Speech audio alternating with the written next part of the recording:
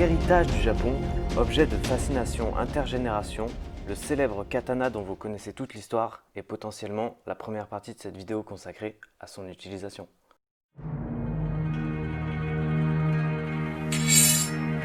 Si la forme générale a pris qu'une altération d'état particulière pendant l'ère Nara, les pratiques efficaces sont restées plus ou moins les mêmes.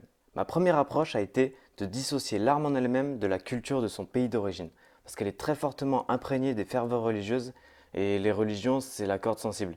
Ça peut être une réponse à l'ultime maîtrise d'un art si on en croit la légende des samouraïs qui puisaient leur force dans un état d'esprit que je considère être l'accomplissement des arts martiaux. Au XVIIe siècle a été publié un livre, le Hagakure. C'est un texte qui explique ce que doit être un samouraï, comment il doit se conduire. Il contient cette phrase effrayante. La voie du samouraï, c'est la mort. On n'avait pas assez de connaissances scientifiques pour faire naître les agnostiques. C'était plus facile pour le courage de croire ça et plus permissif en combat. Aujourd'hui, le katana a conservé son essence spirituelle grâce aux techniques de fabrication fidèlement perpétuées dans la tradition de purification des forgerons. Il est resté un objet d'adoration aux connotations divines qui fournit une source d'énergie inépuisable capable d'alimenter des villes entières. C'est pour ça qu'il y a une prise USB sous le kashira.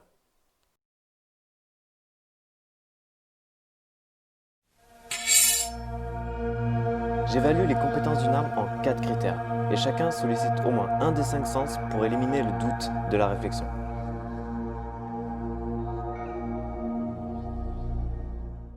C'est l'arme la plus tranchante au monde. On ne peut pas se permettre de laisser passer un seul coup sous peine d'être le dernier. Rien que pour cette observation, je dirais que les déplacements sont plus importants en défense que la vitesse en attaque. Une lame à un seul tranchant met plus de temps à armer un deuxième coup. La force brute du katana n'est pas très élevée. On soustrait la force employée pour l'abattre et son poids plutôt faible qui nous ramène à son tranchant. Un contact bref avec la pointe suffit à mutiler mortellement. Il est tout à fait légitime de consacrer sa technique autour de cet atout. Son manche plus long favorise la technique à deux mains pour des frappes plus fortes, plus stables et plus rapides.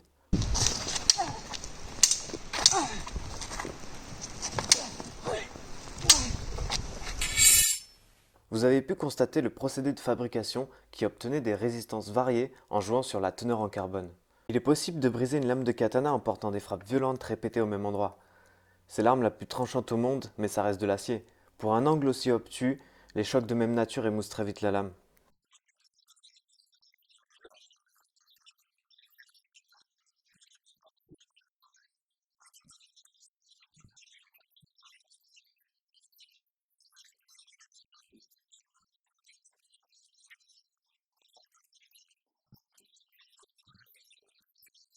Technique délicate, mais dans cette situation, vous êtes en position de contre-attaque en ayant sécurisé votre tranchant et la lame adverse. La défense naturelle utilise les deux bras. On retrouve alors l'avantage du manche long aussi en défense, et la faiblesse d'un seul tranchant qui se révèle être avantageux quand on peut s'appuyer sur son dos.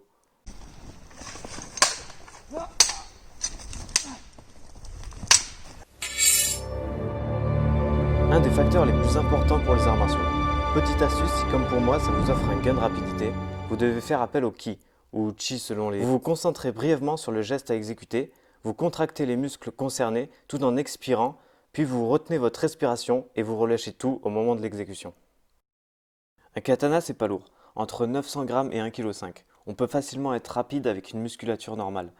La morphologie c'est lié aux arts martiaux, en particulier pour la vitesse. On n'est pas legit à en faire ou à en parler si on ne fait pas un minimum de musculation. C'est comme un prof de français qui écrirait un livre sur la théorie synthétique de la courbure de Ricci, ça n'a aucun sens. Si vous visitez ma chaîne Twitch, vous y trouverez un petit programme, pas fait pour un go muscu,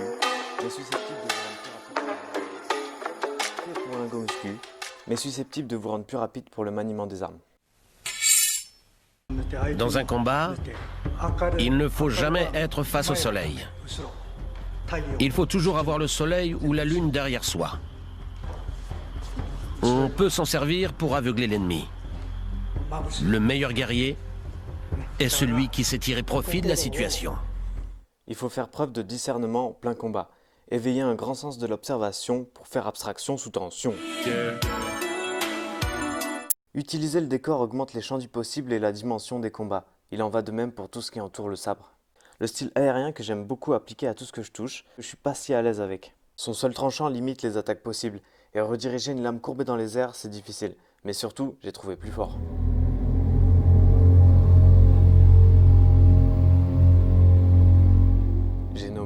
saya. Eh ouais mon pote, eh ouais mon pote, eh ouais mon pote, eh ouais mon pote, eh ouais mon pote.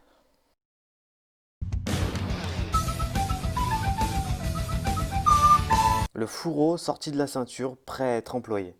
Le katana qui retient l'attention dans tous les cas sert de parade éventuelle pendant que le fourreau frappe et cause certes un minimum de dégâts, mais qui a plutôt pour but d'incapaciter.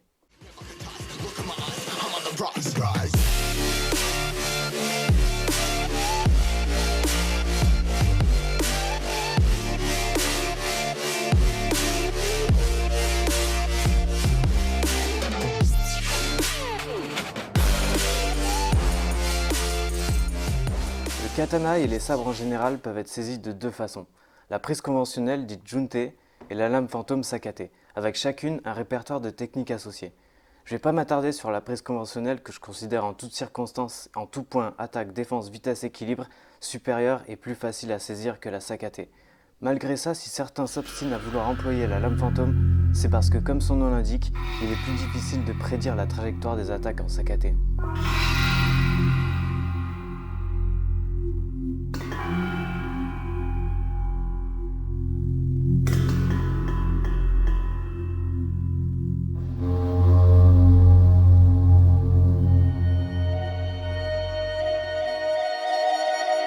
Je pense qu'on ne comprendra plus jamais les arts martiaux au sens art de la guerre. On peut essayer de saisir la forme, mais on ne comprendra plus le fond. Parce que la poudre à canon, mais surtout la paix. Cultiver des bons réflexes, l'état d'alerte, c'est compliqué aujourd'hui. L'approche qu'on peut avoir sur cet aspect, c'est la voie du dos. Alors avant de voir les pratiques populaires, petite mise au point grammaticale sur les enseignements passés et présents. C'est important de bien faire la différence entre la terminaison jutsu, donc littéralement technique, et le do, ou la voie spirituelle. Deux termes qui s'opposent. L'un a pour but de désigner les anciens arts de la guerre et l'autre les nouveaux arts éducatifs. C'est le truc à saisir, même si je me mets toujours en situation de combat réaliste, mon jukutatsu est de dos.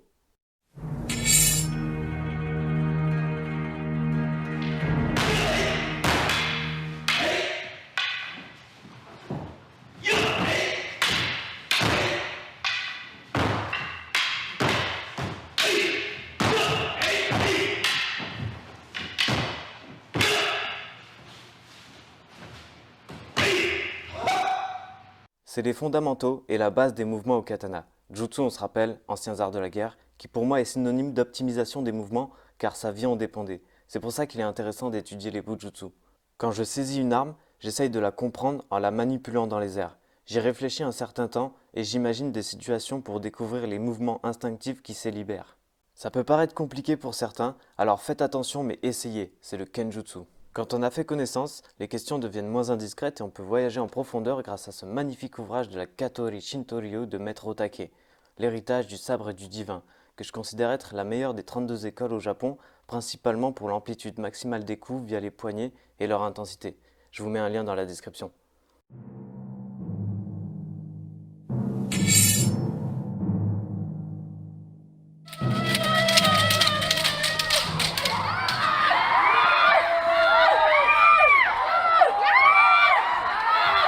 J'ai vu des bêtes étranges pousser des grands cris en agitant des bambous dans tous les sens.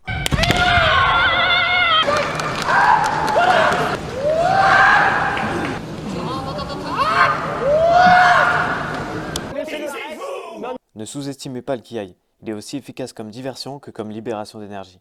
Difficile d'analyser cette discipline avec une approche martiale. C'est l'escrime japonaise, souvent associée au kenjutsu comme sa version moderne. Que nenni! Il faut comprendre en quoi les arts martiaux et le sport sont ambivalents pour certains. Pour moi, la compétition n'est pas une bonne chose dans la vie des arts martiaux et de l'individu, même si elle peut faire progresser votre maîtrise.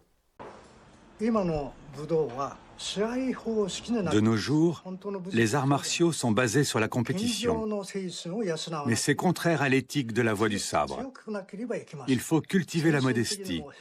Bien sûr, il faut être fort, avoir l'esprit combatif d'un guerrier, mais on doit maîtriser sa force, sinon on devient violent. Il faut donc faire preuve de modestie et être respectueux envers l'autre. C'est l'escrime japonaise, la seule discipline qui permet de s'affronter officiellement dans un combat au sabre. Je suis sûr que les écoles l'utilisent pour affronter officieusement leur enseignement. Les entraînements sont durs. Il faut développer son physique, développer des frappes rapides, mais pas puissantes. L'enjeu c'est de rentrer en contact même très bref avec les endroits de touche réglementaires. Même s'il n'existe pas qu'un assaut au kendo, Mais pas 15. j'ai quand même l'impression qu'elles sont toutes prévisibles.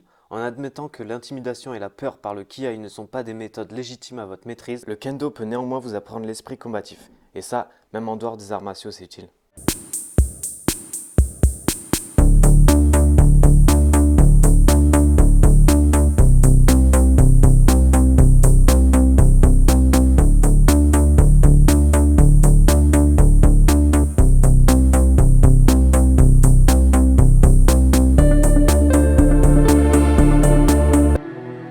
C'est une technique d'engagement. Il s'agit de frapper en un seul geste par l'action de dégainer. La coupe en yai est perçue comme rapide car le peu de force apparente que nécessite le retrait du sabre tout au long du fourreau augmente la vitesse avec une amplitude maximale. Si vous n'avez pas encore associé le facteur vitesse aux techniques de yaijutsu, croyez-moi, la vitesse est bien le facteur à maîtriser avant de s'attaquer à cette discipline. Première erreur d'approche pratique, c'est le fourreau qui se retire du sabre et non l'inverse, avec une rotation du bassin sinon on est bloqué.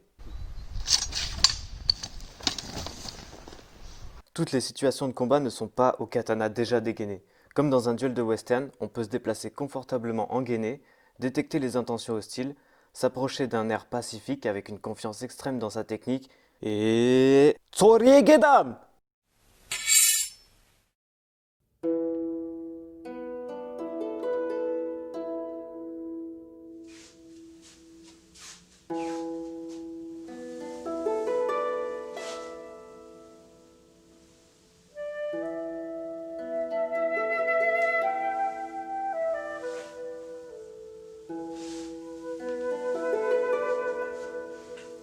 Pour le spectateur occidental non initié, la cérémonie du thé a de quoi interloquer. Une répétition à l'infini des mêmes gestes, le temps qui s'allonge, des phrases et des moments ritualisés à l'extrême et où le thé proprement dit ne semble parfois qu'un prétexte. J'ai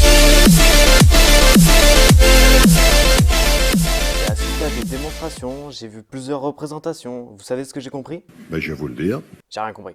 Tout ce que j'ai ressenti, c'est des mecs qui se sont perdus dans la spiritualité de la discipline. Ça m'a totalement détaché du rapport avec l'arme, alors qu'ils vous diront que c'est précisément le lien qu'ils ont avec elle. J'ai personnellement trouvé une réponse harmonieuse dans ma pratique des arts martiaux, et pour les combattants au katana, il s'agirait du iaido.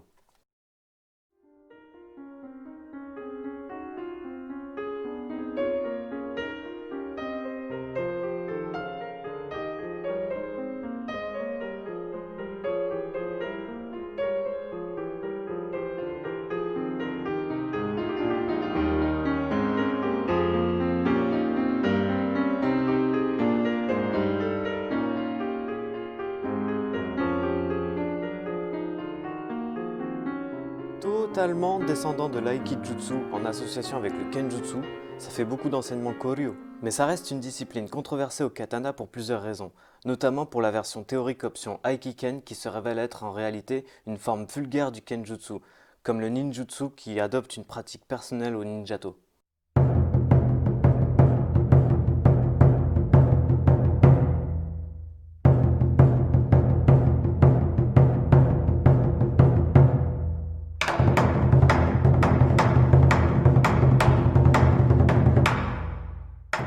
L'idée c'est quoi? Retourner ou détourner la force de l'adversaire, considérée comme la concrétisation du concept de légitime défense. Alors moi je peux vous dire sans prétention que je peux appliquer cette philosophie à toutes les armes que je vais vous présenter sur cette chaîne.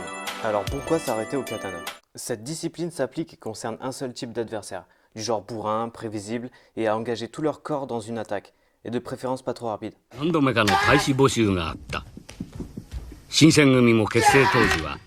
今日大阪の近在の道場に劇を飛ばして大量にかき集めたから随分いかがわしいものも入隊したが今はそうではない。Vous l'aurez compris, l'aïkido a une utilisation circonstancielle, mais c'est pas...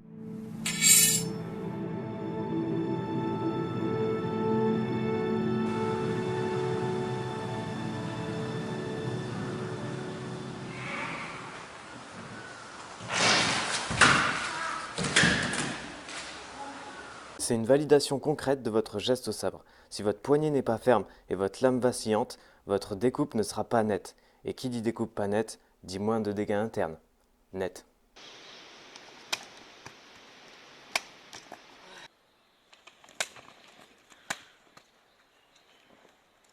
Une lame correctement dirigée dans les airs émet un son très singulier que vous reconnaîtrez tous.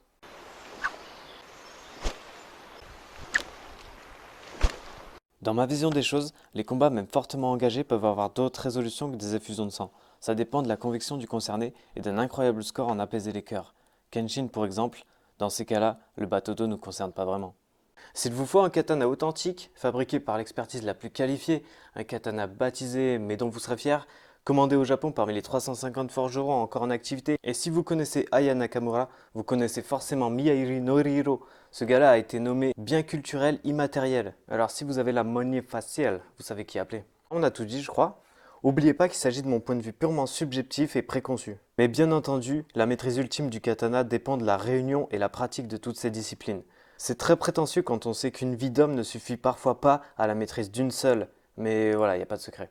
À vous de parfaire votre maîtrise. Don't think, feel. It is like a finger pointing away to the moon. Don't concentrate on the finger or you will miss all that heavenly glory. Do you understand?